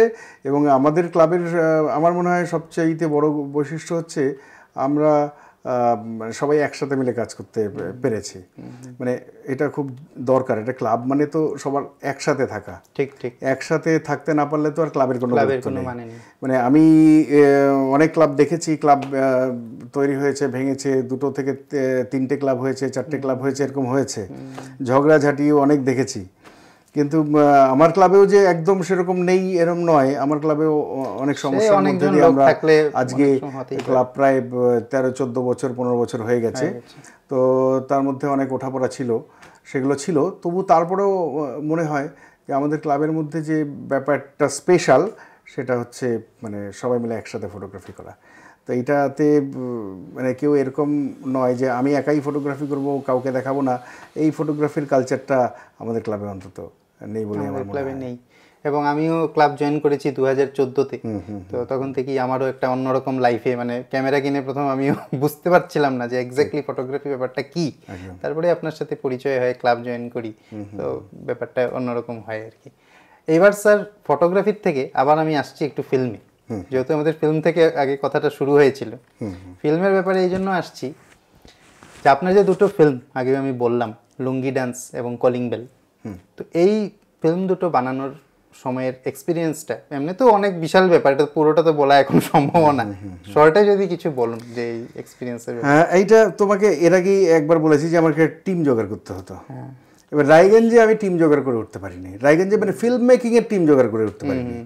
ফটোগ্রাফির জন্য আমার প্রচুর লোকজন ছিল, কিন্তু ফিল্মে ইন্টারেস্টেড লোকজন বা ফিল্মে ইন্টারেস্ট গ্রো করাবো কাউকে, সেটা করে ওঠানো সম্ভব হয়নি। শিলিগুড়িতে আসার পর এইখানে মনে হলো যে না, এখানে একটা ফিল্ম মেকিংয়ের পরিবেশ আছে, কিছু লোকজন এমন আছে যারা ফিল্ম তৈরি করতে চায়। তো আমার একটা ফিল্ম মানে একটা অ্যাটমসফিয়ার তৈরি হলো, কিছু লোকজন আমি জোগাড় করে উঠতে পারলাম। এবং আমার যে ক্লাব হয়েছিল, সেই ক্লাবের কিছু মেম্বার্সরাও ফিল্মে ইন্টারেস্টেড হলো। মনে হলো যে না, এবারে করা যেতে পারে। তো আমরা প্রথম যে কাজটা করেছিলাম সেটা কিন্তু লুঙ্গি ডান্স নয়, প্রথম যে কাজটা করেছিলাম সেটা হচ্ছে রিটেক। ইউটিউবে আপনারা দেখতে পারবেন, আমি লিংক দিয়ে দেবো। রিটেক, যদিও আমি বলছি আপনারা দেখবেন না এই ফিল্মটা,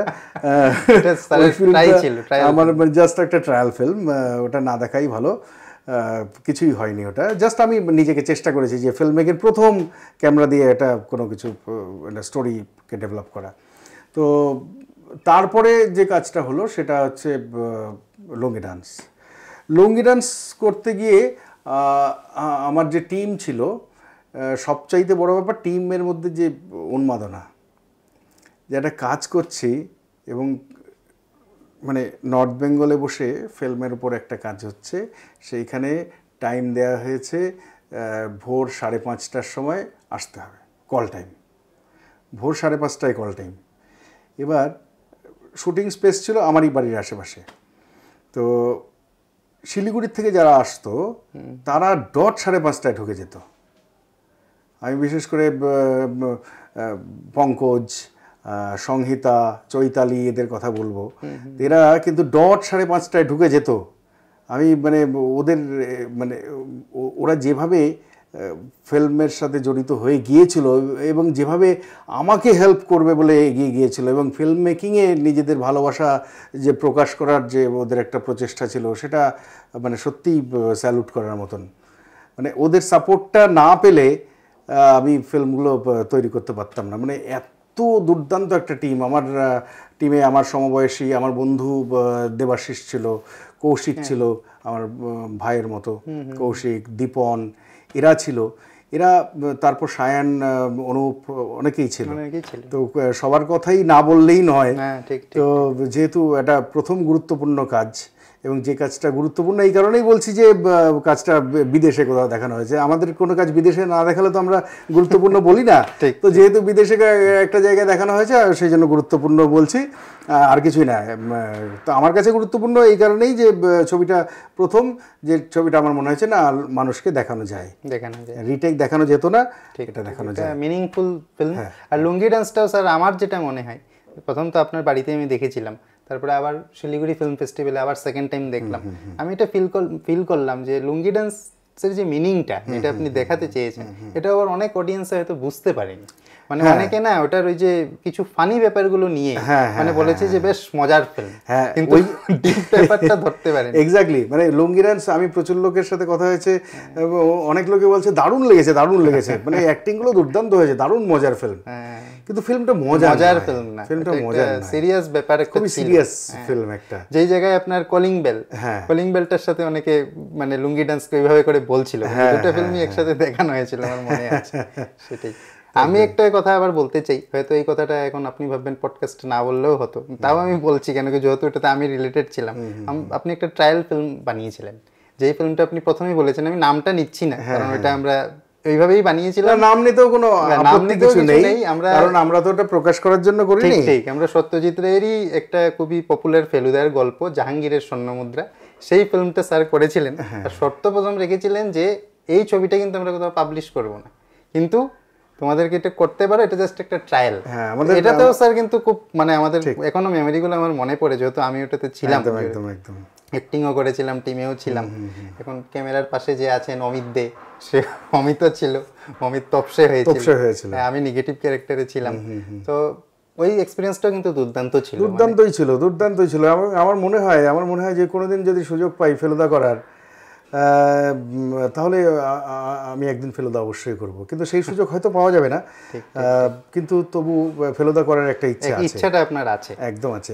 এবং আমার মনে হয়েছিল যে আমরা যে ফেলুদাকে পেয়েছিলাম সেই ফেলুদাও কিন্তু যথেষ্ট ফেলুদা লাইক কৌশিক মানিয়েছিল। অবশ্যই আমি মনে করি মানে আজকে যারা ফেলুদা করছে সেই সৌমিত্র বা এসে বাদ দিয়ে, তাদের বাদ দিয়ে, সব্যসাচী চক্রবর্তীকে বাদ দিয়ে, তারপরে যারা ফেলুদা করেছে তাদের চাইতে অনেক অনেক অনেক বেটার হচ্ছে আমাদের কৌশিক। আমি মনে করি সত্যিকারের মানে একটা চেহারা, ফেলুদার চেহারা প্লাস ফেলুদা লাইক সৌমিত্র যে একটা প্রেজেন্স ছিল, সেরকম একটা প্রেজেন্স কৌশিকের ছিল। তো সেটা যদি ভবিষ্যতে কোনো সুযোগ পাই কোনোদিন, কৌশিক যদি আবার রাজি হয়, অবশ্যই। কৌশিক দা তো ফেলুদাতে তো ছিলই, আর আমি বলতে চাইবো এখানে যে জটায়ু যে হয়েছে, দেবাশিস জটায়ু কিন্তু বেশ দুর্দান্ত। জটায়ু সেই লালমোহন বাবুর চরিত্র যেরকম ভাবে আমরা বইয়ের পাতায় দেখেছি এবং সত্যজিৎ রায়ের ফিল্মে দেখেছি সন্তোষ দত্ত অ্যাক্টর যে রোলটা করেছে, যে রোলটা করেছে সেইখানে দেবাশিস দুর্দান্ত কাজ করেছিল, দুর্দান্ত। মানে আপনাদের দর্শকদের বলছি, কোনোদিন এই ফিল্মটা আপনাদের দেখাতে পারবো না, আমাদের ফেলুদাকেও আপনারা কোনোদিন দেখতে পাবেন না, আমাদের জটায়ুকে আপনারা দেখতে পাবেন না, কিন্তু আমি বলছি আমার কথা যদি বিশ্বাস হয় তাহলে মানে আমি বলবো যে এইরকম জটায়ু এবং এইরকম শুটিং এর একটা দৃশ্য আমার মনে আছে, অমিত তপসের যে রোলে ছিল, একটা সিন ছিল যে ওই বাইনোকুলার নিয়ে পাখি দেখছে, ওই সিনটাতে অনেক রিটেক হয়েছিল, কারণ ওই দেবাশিস দার ডায়লগে অমিত এত হাসছিল, হাসি কন্ট্রোল করতে পারছিল না, এত মারাত্মক ব্যাপারটা হয়েছিল, শুটিং করতে পারছিলাম না, হাসিতে গড়াগড়ি খাচ্ছিল জটায়ুকে দেখে। তো আমিও স্যার এটাই মনে করি যে ফিল্ম, অবশ্যই ফিল্ম, যে আমি আপনাকে কোয়েশ্চেনটা করতাম আগে তো যেরকম করলাম যে ফটোগ্রাফি আপনার জন্য কি, তো চট করে এটাই আবার করেই ফেলি, যেহেতু আমার ছিল এই প্রশ্নটা করবো বলে, যে ফিল্মটা কি আপনার জন্য? কারণ কি ফিল্ম তো দেখুন, আমার যেটা মনে হয়, একা হয়তো কেউ যদি বলে না কেন পারবো না, পারবো, এটা জিদের ব্যাপার না, হয়তো একাও কেউ অবশ্যই পারবে, রেকর্ড করে পারতেই পারে, আমার মনে হয় একা ফিল্ম বানানোটা অতটা সম্ভব ব্যাপার না, কেন কি একটা টিমের খুবই দরকার, কেন কি বহুত ছোট ছোট, আজকে যে আমরা পডকাস্টটাও আপনার বাড়িতে করছি, একটা লাইট সেট করতে আমাদের কত সময় লাগলো, ঠিক। তো ফিল্ম ব্যাপারটা আপনার জন্য কি স্যার? প্রথমে বলি যে তুমি বললে যে ফিল্ম আজকে একা সম্ভব কিনা, আজকের দিনে দাঁড়িয়ে সম্ভব, কারণ আজকে যে একটা ডিজিটাল রেভলিউশন হয়েছে, সেই ডিজিটাল রেভলিউশনের দিনে কিন্তু আজকে মোবাইলে ফিল্ম বানিয়ে ফেলা সম্ভব, এটা ফিল্মের যুগে ছিল না, যখন সিনেমা ফিল্মে তোলা হতো, সত্যজিৎ রায় যখন বানাতেন বা সরি, তখনও কিন্তু এরকম ছিল না যে কেউ একা একা ফিল্ম বানাতে পারবে। এখন তো মানে ইউটিউব, ফেসবুক তে যে সবাই তো ফিল্ম, আমি ওটাকে ফিল্ম মেকিংই বলবো, যে ইউটিউবের যে কাজকর্মগুলো ফিল্ম মেকিংই তো বটে, প্রচুর দুর্দান্ত কাজ করছে। এই রেভলিউশনটা, ডিজিটাল রেভলিউশন যদি আজকে না হতো তাহলে সবাই কাজকর্ম করতে পারতো না। ফিল্মের যে খরচ, সেই খরচ পুষিয়ে, ফিল্মের ক্যামেরার যে ভাড়া, সেই ভাড়া পুষিয়ে কেউ ইউটিউব ভিডিও বানাতে পারতো না। কিন্তু আজকে মোবাইলে এবং আজকে ডিজিটাল ক্যামেরার দামও অনেক কমে গেছে, অনেক কিছু অ্যাভেলেবল হয়ে গেছে সবার কাছে, ডিজিটালি ব্যাপারগুলো খুব ইজি। তো এই রেভলিউশনটার দরকার ছিল, সেটা হয়েছে, সেটা সবার মঙ্গলের জন্য হয়েছে। এবার বলি যে হোয়াট ইজ ফিল্ম। ফিল্মের সাথে ফটোগ্রাফির একটা বেসিক ডিফারেন্স হলো, ফটোগ্রাফিতে মুভমেন্ট নেই, ফিল্মে মুভমেন্ট আছে, কিন্তু এটা জাস্ট বেসিক ডিফারেন্স। কিন্তু এই বেসিক ডিফারেন্সের বাইরেও অনেক কিছু আছে যেটা ফিল্মকে ফটোগ্রাফি থেকে আলাদা করে। অবশ্যই কেউ হয়তো বলবেন যে ফটোগ্রাফি ইজি টাস্ক, একটা ক্লিক করলাম, একটু চিন্তা ভাবনা করলাম, ফটোগ্রাফি হয়ে গেল, একটা ফটোগ্রাফ হয়ে গেল। আর ফিল্ম মেকিংয়ে অনেক একটা স্টোরি লিখতে হবে, একটা স্ক্রিপ্ট বানাতে হবে, তার প্ল্যানিং করতে হবে, তার শুটিং হবে, এডিটিং হবে, কালার হবে, সব কিছু মিলে তারপর রেন্ডার হবে, একটা ফিল্ম তৈরি হবে। তো অনেকগুলো স্টেপ ফিল্মের, কিন্তু ফটোগ্রাফির স্টেপগুলো খুব কম, এবং ফটোগ্রাফি সাধারণভাবে একাই করা যায়। কিন্তু যদি একদিক থেকে ভাবো যে ফটোগ্রাফি, সবাই কি আর ফটোগ্রাফার হয়, সবাই কি ফটো আর্টিস্ট হতে পারে? মানে প্রচুর লোক তো ফটোগ্রাফি করে বেড়াচ্ছে, ফটো আর্টিস্ট তো সবাই হচ্ছে না। আমরা ইন্টারনেট খুললে ফটো আর্টিস্ট কতজনকে দেখতে পাই? খুব বেশি না, যারা মানে ওয়ার্ল্ড ওয়াইড রেনাউন্ড হয়েছে। তো সেই দিক থেকে দেখতে গেলে photography is not an easy task. Photography easy task কেন নয়, তার কারণ হচ্ছে ফটোগ্রাফি, আমি যখন একটা মুহূর্তকে দেখছি, একটা মুহূর্তকে আমাদের ফ্রেমবন্দি করতে হবে, সেই মুহূর্তেই, ওই কয়েক মুহূর্তের মধ্যেই আমাদের কিন্তু ভেবে নিতে হচ্ছে একটা স্টোরি লাইন, একটা মুহূর্তের স্টোরি লাইন ভাবতে হচ্ছে, স্ক্রিপ্ট ভাবতে হচ্ছে, ওইখানেই লাইট ভাবতে হচ্ছে, ওই মুহূর্তের মধ্যে সব কিছু ভেবে নিতে হচ্ছে। ঠিক, একটা ক্লিকের মধ্যে তোমাকে লাইটটাও ভেবে নিতে হচ্ছে, আমি কোন দিক থেকে লাইটটা ফেলবো, বা সূর্যটাকে কোন দিকে রাখবো, লাইটটা তাহলে কীরকম দাঁড়াবে, তাতে ইমোশনটা কীরকমভাবে জেনারেট করবে। কয়েকটা মুহূর্তের মধ্যে একটা ফিল্ম তৈরি হয়েছে, ফটোগ্রাফিক ফিল্ম তৈরি হয়ে যাচ্ছে। কিন্তু একটা মানে যেটা আমরা ফিল্ম বলছি, ফিচার ফিল্ম বা শর্ট ফিল্ম যেটাই হোক, সেটা করতে অনেক প্ল্যানিং, অনেক অনেক ধীর স্থিরভাবে এটা বাড়িতে বসে সুন্দর অ্যাটমসফিয়ারে বসে স্টোরি লেখা যায়, স্ক্রিপ্ট তৈরি করা যায়, অনেক চিন্তাভাবনা করা যায়, তারপরে শুটিং করার সময় রিটেক করা যায়। একটা শট পছন্দ হলো না, লাইট পছন্দ হলো না, অ্যাক্টিং পছন্দ হলো না, আবার রিটেক করলাম, করা যায়। কিন্তু ফটোগ্রাফির ক্ষেত্রে সেটা করা যায় না। একটা মোমেন্ট যদি চলে যায়, সেই মোমেন্টটা আর পাবো না, অন্য মোমেন্ট পাবো, কিন্তু ওই মোমেন্টটা পাওয়া যাবে না। ওই মুহূর্তের ভাবনাটা খুব সহজ। মানে এটা আপনি ফটোগ্রাফি আর ফিল্মের ডিফারেন্সটা বললাম। এবার ফিল্ম যদি বলো, ফিল্ম আমার কাছে মনে হয় যে দেখো কী ধরনের ফিল্ম আমি পছন্দ করি সেটা যদি বোঝা যায় তাহলে বোঝা যাবে যে আমি ফিল্ম বলতে কী বোঝাচ্ছি। আমার কাছে ফিল্ম মানে একটা স্টোরি নয়। মানে আমরা ছোটোবেলায় শুনতাম যে বই দেখতে যাব, ফিল্মকে বই বলা হতো। তো বই কেন বলা হতো? কারণ ফিল্ম হচ্ছে কোনো একটা উপন্যাস থেকে হতো, কোনো একটা গল্প থেকে হতো, জাস্ট গল্পের মানে গল্পটাকেই সিনেমার আকারে একটা কনভার্সন, আর কিছু না। কিন্তু সিনেমা এই জাস্ট একটা নভেলের কনভার্সন শুধুই তা না। সিনেমা মানে এর থেকে অনেক বেশি কিছু। সিনেমা এখনও তার ইনফ্যান্সিতে আছে, সিনেমা এখনও বড় হয়নি, সিনেমা অনেক পথ যাওয়া বাকি আছে, অনেক কিছু সিনেমা করতে পারবে ভবিষ্যতে। সিনেমা তো বেশি দিন হয়নি। তো এই কয়েকদিনে সিনেমা যতটুকু ডেভেলপ করেছে এবং যতটুকু আমি বুঝি তাতে cinema is not all about a story নয়, সিনেমাও একটা ফিলিং।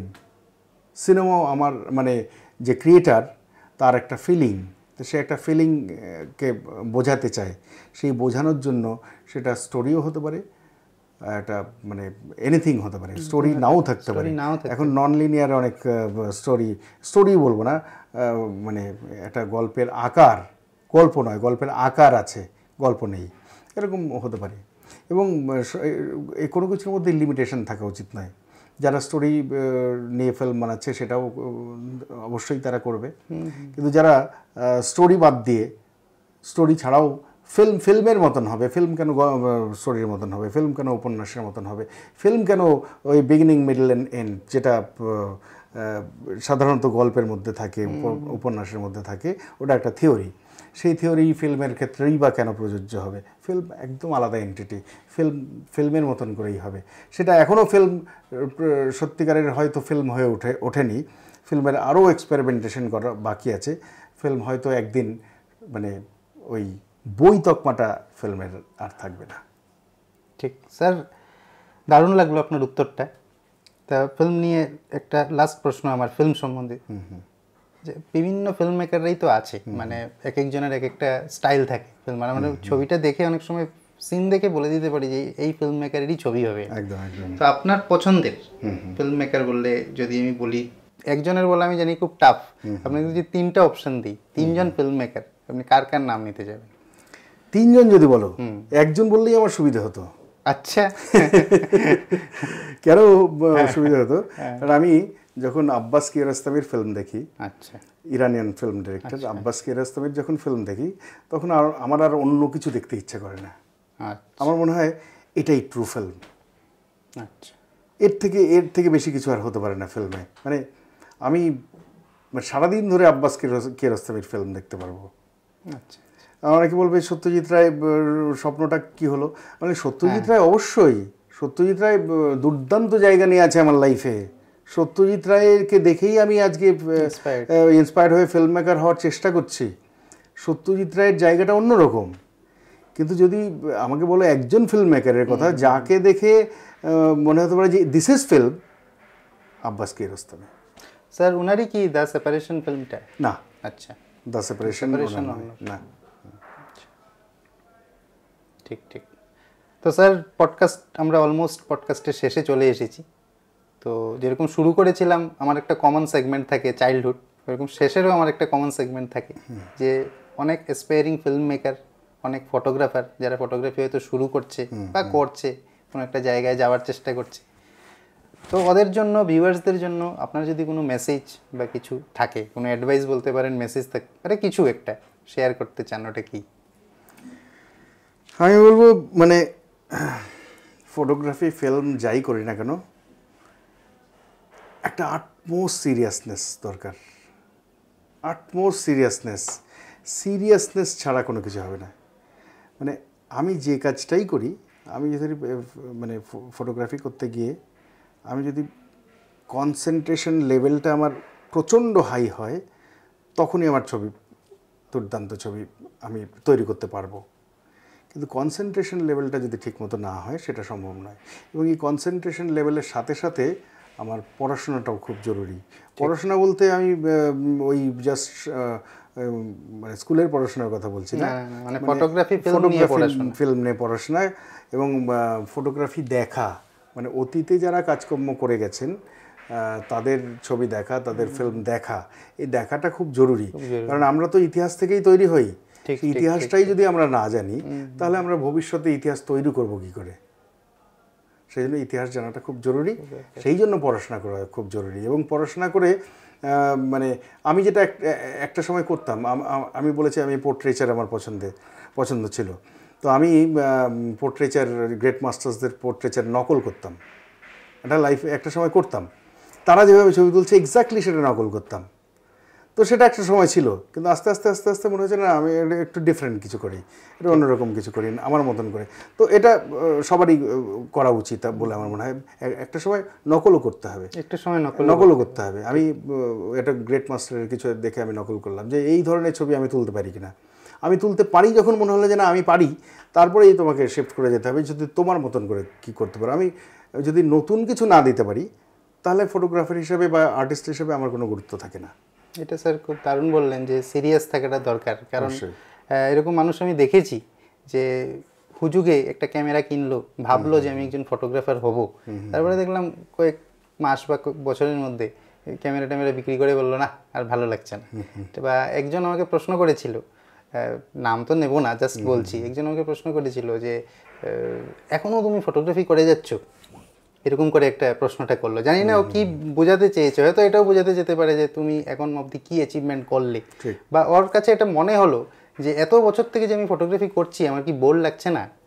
তো তখন আমি ফিল করলাম যে একটা মানে আর্টের প্রতি একটা মানুষের যে সিরিয়াসনেসটা থাকতে পারে এইটাও অনেকে মানে ভাবতে পারে না, মানে ওদের কাছে অনেকজনের কাছে ইয়ে থাকে। তো এই ব্যাপারটা আপনি খুব ভালো বললেন। তো আমার তো দুর্দান্ত লাগলো। এখন যেহেতু একটা টাইম বাউন্ডেশন থাকে, নাহলে আরও হয়তো আমার প্রশ্ন ছিল, কথা বলতে বলতে অনেক প্রশ্নই চলে আসে, কিন্তু টাইম বাউন্ডেশনের জন্য স্যার আজকে পডকাস্টটা এখানেই শেষ করতে হবে। আশা করি আপনারও আড্ডাটা ভালো লাগলো, খুবই দুর্দান্ত লাগলো। আমি প্রথমবার এরকমভাবে পডকাস্ট করছি। পডকাস্ট করতে করতে মনে হলো না এটা খুব সহজ কাজ নয়, এই সহজ কাজ আমি রোজ রোজ করতে চাই না। যাক, তবে খুব এনজয় করলাম, খুব ভালো লাগলো কথাগুলো বলে। অনেকদিন পর অনেক কথা বললাম। আপনাদের দর্শকদের কিরম লাগলো আমি জানি না, আমি হয়তো নিজের কথাই বারবার করে বলে গেলাম, সেটাও আপনারা কমেন্টে তো বলবেনই আপনারা যা বলার। অবশ্যই আপনাদের যদি পডকাস্টটা ভালো লাগে তাহলে অবশ্যই কমেন্টে জানাবেন, খারাপ লেগে থাকলে সেটাও জানাবেন, তাহলে পরবর্তীকালে একটু ভালো করার চেষ্টা করব।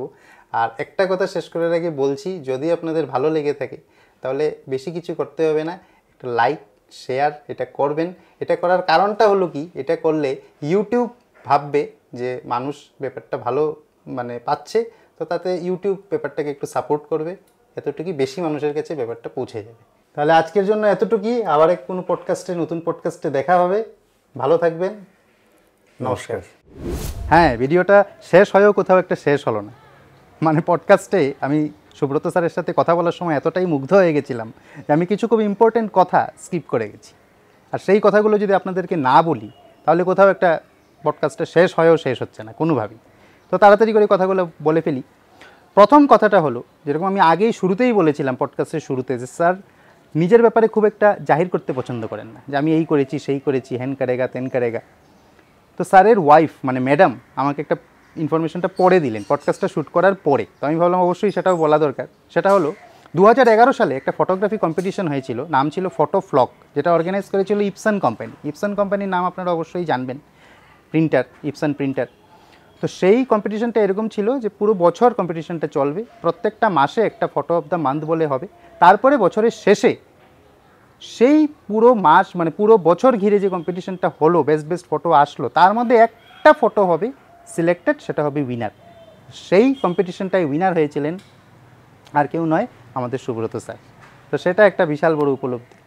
আচ্ছা, তাছাড়াও কিন্তু স্যারের বিভিন্ন ফটো বিভিন্ন ইন্টারন্যাশনাল ন্যাশনাল ফেস্টিভ্যালে অ্যাওয়ার্ডেড হয়েছে, সিলেক্ট হয়েছে, সেটা আলাদা ব্যাপার। এবার সেকেন্ড পয়েন্ট যেটা, সেটা অনেকটা গুরুত্বপূর্ণ ব্যাপার ছিল, আমি স্কিপ করে গেছিলাম। সেটা হলো, আপনারা শুনেছেন যে পডকাস্টে সুব্রত স্যার বলেছেন আমার একটা প্রবলেম আছে, প্রবলেমটা হচ্ছে আমার কালারের প্রবলেম। আমি কালার ব্লাইন্ড, রং চিনি না। হ্যাঁ, কালার ব্লাইন্ড সুব্রত স্যার, মানে উনি কালার ভালো করে বুঝতে পারেন না। যারা আমরা কালার বুঝি, যারা আমরা বুঝতে পারি যে এটা লাল এটা নীল, তারাও স্যারের সামনে এডিটিংয়ে এখনও মনে হয় যে কিছুই করে উঠতে পারিনি। আর স্যার এই ধরনের অসাধারণ এডিটিং করেন, যার ব্যাপারে মানে আর বিস্তার করে বলার কিছু নেই, আপনারা অনেক কিছু শুনেইছেন পডকাস্টে। তো এই প্রশ্নটা আমার স্যারকে পডকাস্টেই করা উচিত ছিল সেই সময়ই, যে স্যার আপনি কীভাবে করেন এই এডিটিংটা, কিন্তু সেটা আমার স্কিপ হয়ে গেছে। তো পরে আমি স্যারকে বললাম, স্যার এটা স্কিপ হয়ে গেছে, তো আপনি প্লিজ অ্যান্সারটা দিন।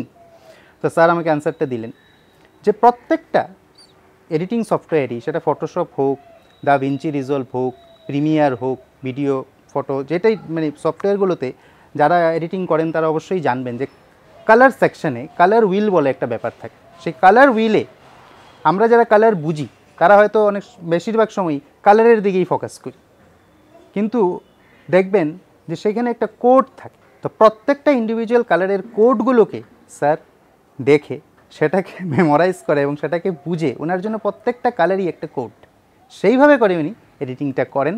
আর কী লেভেলের করেন এটা নতুন করে আর বলার কিছু নেই। তারপর আমি আসছি পয়েন্ট নাম্বার 3, সেটা হলো এনবিও পডকাস্ট এপিসোড 2। যদি আপনারা না দেখে থাকেন, ডেসক্রিপশনে লিঙ্ক দিয়ে দিয়েছি, অবশ্যই দেখবেন। এপিসোড 2তে আমি কথা বলেছিলাম সোলো ট্রাভেলিং নিয়ে। আমার গেস্ট ছিলেন সেই দিন শান্তনু রয়। তো সেই পডকাস্টে শান্তনু রয় বলেছিলেন, जैसे कि आपने पहले मुझे पूछा अबाउट द डॉक्यूमेंट्री, जैसे आपको लगा था कि आप खुद ट्रैवल कर रहे हैं मेरे साथ, तो इसका पूरा श्रेय जाता है मेरे जो एडिटर है मिस्टर सुब्रत कौर।